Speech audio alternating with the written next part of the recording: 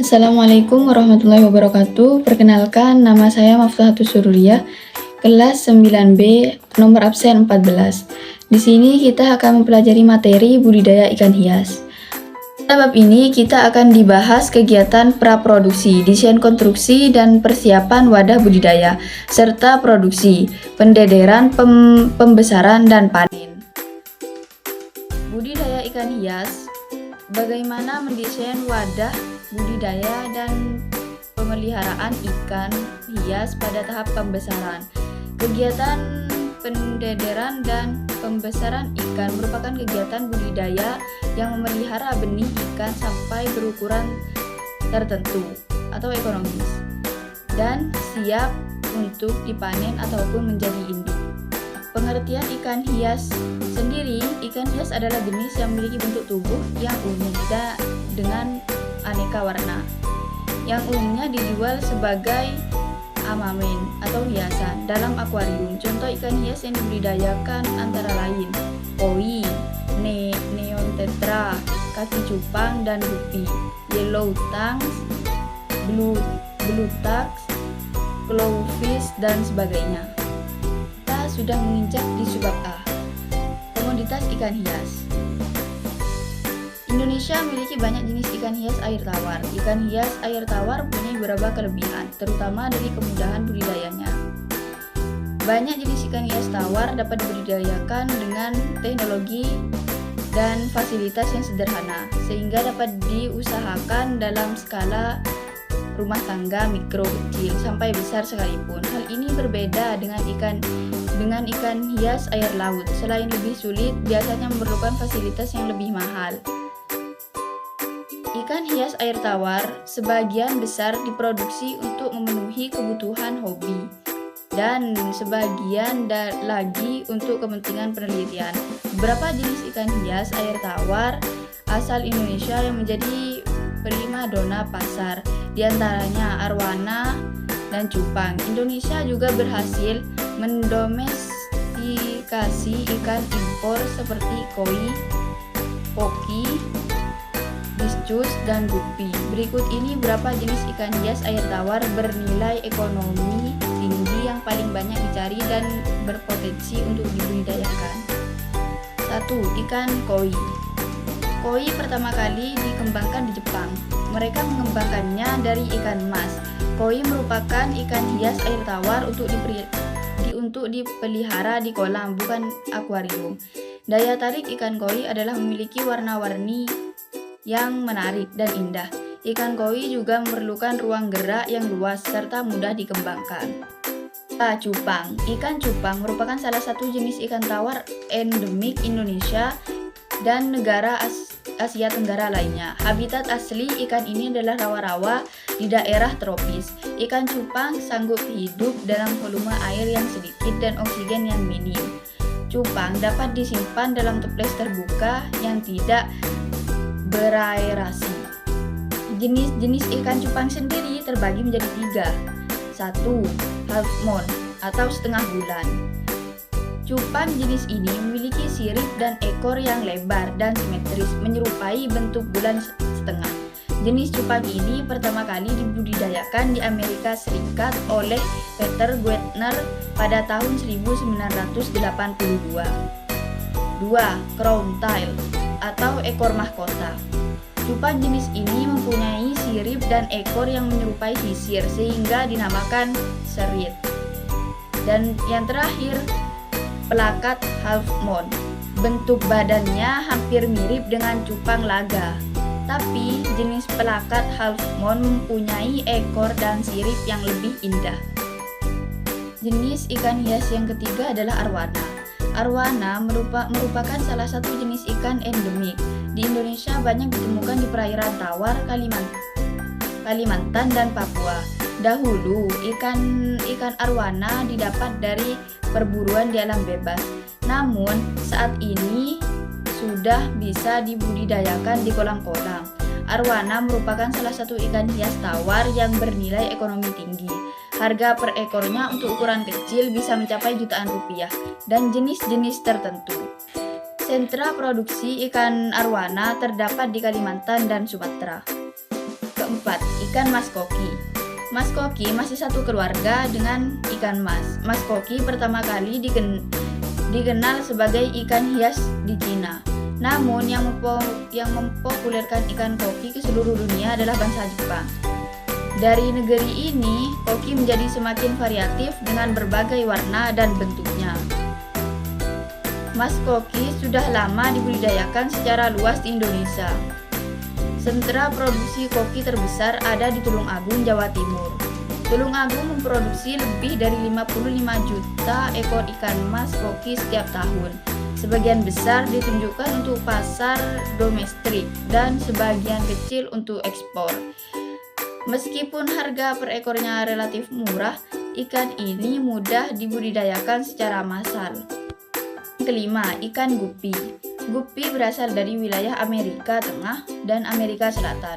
Gupi sangat mudah beradaptasi sehingga cepat meluas penyebarannya serta mudah dibudidayakan.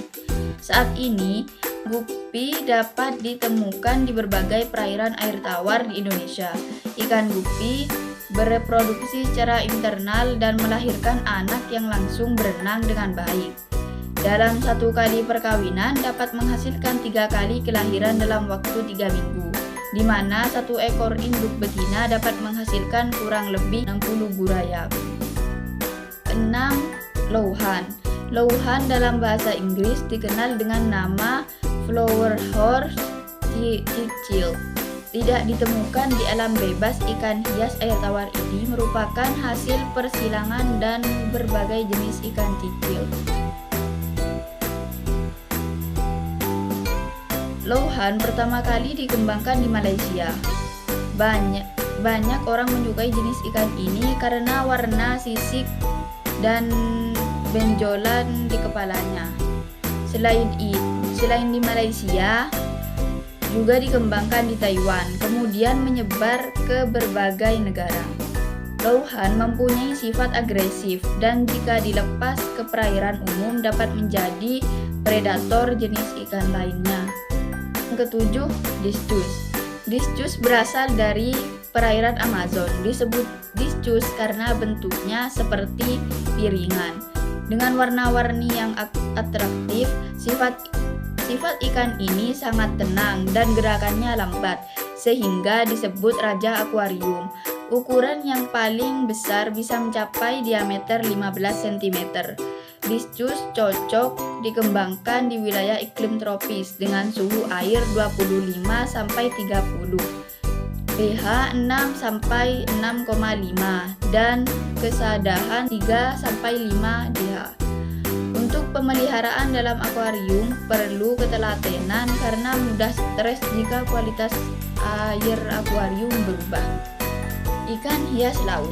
Secara global, perdagangan komoditas ikan hias air tawar jauh lebih besar daripada ikan hias air laut, yakni mencapai 85%. Hal ini terjadi karena ikan hias air tawar dapat dibudidayakan, sedangkan ikan hias air laut hanya berasal dari hasil tangkapan, serta masih terbatas untuk dibudidayakan.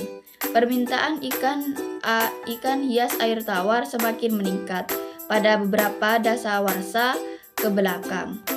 Indonesia dapat mengekspor ikan hias ke Singapura. Dari Singapura, ikan-ikan ini akan diekspor lagi ke berbagai negara. Namun saat ini ekspor Indonesia sudah menembus 60 negara dengan nilai produksi lebih dari 50 juta dolar atau meningkat kurang lebih 9% per tahunnya. Indonesia pun selalu menjadi 5 besar eksportir ikan hias terbesar dunia. Dari sisi keragaman, terdapat lebih dari 300 jenis ikan hias air tawar maupun laut yang menjadi kamulan ekspor. Ikan hias yang layak ekspor biasanya diseleksi berdasarkan 6 kriteria, yakni ukuran, jenis ikan, keseragaman, keunikan, bentuk dan warna, bebas penyakit, dan daya adaptasi terhadap lingkungan, Jenis-jenis ikan hias laut yang diekspor warna-warna yang mencolok antara lain sebagai berikut. Jenis-jenis ikan hias laut. 1. Blue tanks. Blue tanks atau di Indonesia biasanya disebut dengan nama letter 6 dory adalah ikan yang indah untuk akuarium air laut. Yang kedua, yellow tanks. Yellow tanks adalah jenis ikan herbivora yang berasal dari Hawaii, Amerika Serikat. Dan yang terakhir, yang ketiga, clownfish atau badut. Ikan badut atau clownfish merupakan salah satu jenis ikan hias yang banyak dicari. Ikan ini hidup pada daerah perairan tropis, diangkai dan bersimbiosis dengan anemon sebagai habitatnya. Yang keempat, butterfly fish. Butterfly fish atau ikan kupu-kupu adalah kelompok ikan laut tropis dengan warna yang mencolok. Kebanyakan ditemukan di daerah terumbu karang perairan Atlantik, Hindia, dan Samudra Pasifik. Terdapat sekitar 120 spesies yang terbesar 10 negara.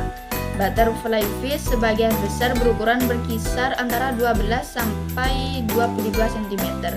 Spesies terbesar berasal dari butterfly fish berlapis dan butterfly fish pelana. Tumbuh sampai 30 cm. Ikan ini memiliki pola warna yang sama terlihat pada sayap kupu-kupu. Bentuk tubuh lateral sempit dan mudah terlihat saat berada di habitat terumbu karang. Butterfly fish memiliki sirip menyambung dengan sirip ekor yang membulat. Kita sudah menginjak subbab B, sarana dan peralatan budidaya pembesaran ikan hias. Dibutuhkan sarana produksi dan teknik yang tepat agar produksi lebih optimal, yakni 1. Bahan sendiri terdiri atas 4 jenis. A. Benih adalah anakan ikan dari mulai menetas sampai ukuran tertentu ikan yang akan digunakan untuk kegiatan usaha budidaya berikutnya. B. Air sebagai media budidaya harus mempunyai persyaratan tertentu agar ikan dapat tumbuh dengan baik. C. Pakan merupakan sumber energi dan nutrisi untuk pertumbuhan ikan. Pakan yang dapat diberikan berupa pakan alami dan pakan buatan. Dan yang terakhir, D. Obat-obatan. Jenis obat-obatan yang sering digunakan yaitu metilen blue, mencegah jamur, kalium permanganat, mencegah jamur, malasid green, mencegah parasit golongan protozoa. 2. Yaitu alat. 1. Alat-alat yang sering digunakan pada budidaya ikan hias: penggaris serokan lamit atau jaring, alat sortir timbangan. 2. Instalasi aerasi. Selain wadah yang baik, kita juga harus memperhatikan instalasi aerasi. Agar aerasi tidak terlalu kencang, maka di ujung selang aerasi biasanya menggunakan batu aerasi. Aerasi bisa diatur dengan menggunakan keran aerasi. Terdapat 3 wadah budidaya ikan hias. Yang pertama, kolam. Kolam yang sering digunakan adalah kolam tembok dan kolam terpal yang memiliki saluran inlet atau air masuk dan saluran outlet air keluar. Jenis ikan hias yang sering dipelihara di kolam biasanya ikan hias yang berukuran besar seperti koi, arwana, dan aligator. Yang kedua, bak. Bak yang digunakan dalam budidaya ikan hias adalah yang berasal dari fiber bak pemeliharaan ikan hias, biasanya berbentuk persegi panjang ataupun bulat. Yang ketiga, akuarium. Akuarium adalah salah satu wadah budidaya yang digunakan untuk pemeliharaan sekaligus ajang refreshing para hobi karena mampu menjadi penghibur dari kejenuhan. Akuarium adalah wadah yang paling memungkinkan untuk dilakukan proses budidaya dan pemeliharaan di setiap tempat sangat fleksibel. Kita sudah berada di subbab C, yaitu persiapan wadah budidaya ikan hias. Persiapan wadah budidaya dilakukan setelah kamu mengetahui dan mengamati jenis desain dan konstruksi budidaya. Persiapan wadah budidaya pada kolam meliputi pencucian wadah budidaya, pengeringan wadah budidaya, dan pengisian air. A. Pencucian wadah. Pencucian kolam tembok atau bak sebaiknya dengan cara menyikat. Jika ingin menggunakan deterjen atau sabun, sebaiknya gunakan dengan jumlah yang sedikit. Dan jangan lupa disiram dengan bersih tanpa meninggalkan residu. Pencucian akuarium dilakukan dengan menggunakan spons atau deterjen. Yang kedua, pengeringan wadah. Yang ketiga, pengisian air, dan yang terakhir, instalasi aerasi. Subbab D. Pemeliharaan ikan hias. Proses budidaya pembesaran ikan hias. A. Pemberian pakan. Benih ikan hias diberi pakan artemia, bahkan cacing sutra atau tubifax yang diberikan selama 3 kali sehari dengan jumlah pakan 3-5% dari berat total ikan. Saat pemberian pakan diberikan pada pukul 7 pagi, jam 1 siang, dan jam 5 sore. Pakan untuk benih yang berukuran kecil yaitu tubifax yang dicincang, kutu air ataupun jentik nyamuk dengan frekuensi pemberian pakan 3 kali setiap hari. Pakan alami dijadikan pilihan karena pakan alami memiliki keunggulan sebagai berikut. A. Memiliki kandungan protein tinggi. B. Pakan alami diberikan pada ikan dalam kondisi hidup. Pakan alami yang bergerak membuat perhatian ikan untuk memakannya. C. Pakan alami sesuai dengan bukaan mulut ikan sehingga tidak kesulitan saat memakannya. Pengendalian hama penyakit. Penyakit yang bisa muncul pada proses pemeliharaan ikan hias adalah sebagai berikut. 1. Penyakit bintik putih. 2. Penyakit trichodiniasis.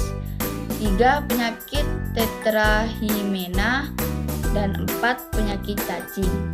Peliharaan. Proses pemeliharaan ikan hias air tawar dalam wadah budidaya akuarium dengan cara penyimpanan atau penyedotan minimal 2 kali setiap hari, pemberian pakan ikan, dan pengecekan kualitas air. Penggantian air minimal 2 minggu sekali atau ketika air sudah mulai keruh. Untuk mengurangi tumbuhnya penyakit, harus dilakukan pengukuran kualitas air mencakup suhu, tingkat keasaman, dan oksigen terlarut. Tahap terakhir dari pemeliharaan ikan hias, yaitu pemanenan. Benih ikan hias akan terbentuk warna pada saat usia sekitar 2 bulan. Setelah memiliki warna, ikan hias sudah dapat dipasarkan. Panen ikan dilakukan secara total ataupun parsial, sebagian. Panen total adalah panen yang dilakukan dengan cara menjual keseluruhan hasil budidaya tanpa sortasi. Sedangkan panen parsial atau sebagian berdasarkan ukuran, umur, dan kelamin. Pada panen parsial dilakukan sortir dengan cara dipilih sedikit demi sedikit dengan menggunakan sendok atau centong sortir. Pemanenan sebaiknya dilakukan pada pagi dengan sore karena suhu lingkungan lebih rendah dan stabil. Kesimpulan yang bisa kita dapat pada pembelajaran hari ini adalah dalam memelihara ikan, salah satu hal penting yang harus diketahui adalah lingkungan dari ikan hias yang akan dipelihara tersebut. Dengan mengetahui lingkungan yang cocok dengan ikannya, maka ikan akan dapat bertumbuh dengan baik. Dengan dibuatnya website akuatik pada pemelihara ikan hias dapat mengetahui mengenali lingkungan ikan hias yang dipeliharanya. Memelihara ikan hias merupakan hal yang cukup sulit karena pemelihara ikan harus tahu bagaimana cara untuk memelihara ikan hias tersebut. Dengan dibuatnya website akuatik yang dapat memberikan saran untuk memelihara ikan hias, para pemelihara ikan hias dapat mengetahui dan mengerti cara memelihara ikan hias dengan baik. Pesan pada bab budidaya ikan hias. Assalamualaikum warahmatullahi wabarakatuh.